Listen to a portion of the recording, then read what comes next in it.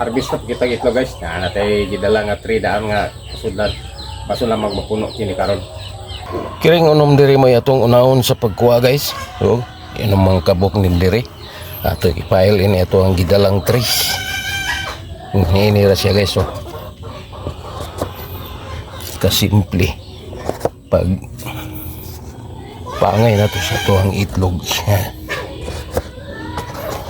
sa atong mga manok at expikas jara kaya upat ere kaya po ere guys. So upat kabuk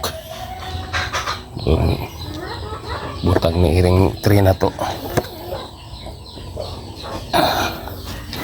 nakahugaw ning uban ato rin ni siyang limpiyuan dito kay natural magkabuling man jud ni siya kay naraman sa yuta god. Di man po nato pwede silang gaman og pugaran. Kay tulo. Kita ka pwedeng pugaman nato sila pugaran kay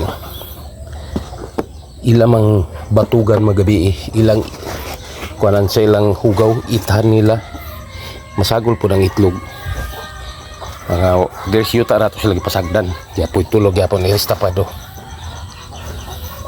Ini siya. Nga dili ra gyud kita mag gama pugaran kay sa yuta raman ni sila mga itlog. O kining mga itlog nga maugaw ato ra kini silang limpyuhan. Ya po ipatiri ski na. Limpyuhan ra to hindi siya trapuan. Pero dili basa nga panapton na tong i-trapo niya guys kay madaw tong itlog kung imong bason o tubig mayo kung maurot dayon gamit madili pa maurot dayon mga daot yun siya kapod area tulog ka buko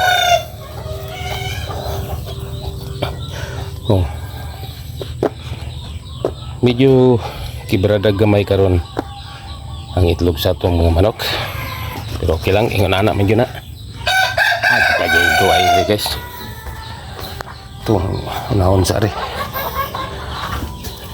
dua kabuk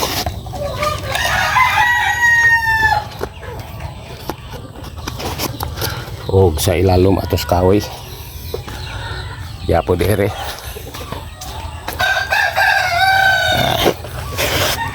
yay dua kabuk